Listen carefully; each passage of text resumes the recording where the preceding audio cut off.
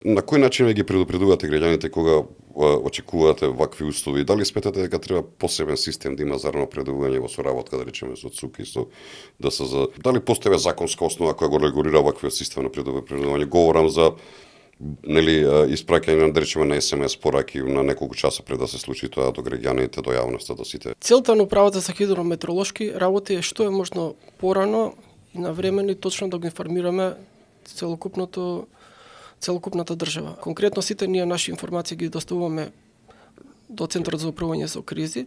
Тие се меродавни да ја пренесат информацијата до сите засегнати, меѓутоа ние се трудиме колку што можеме.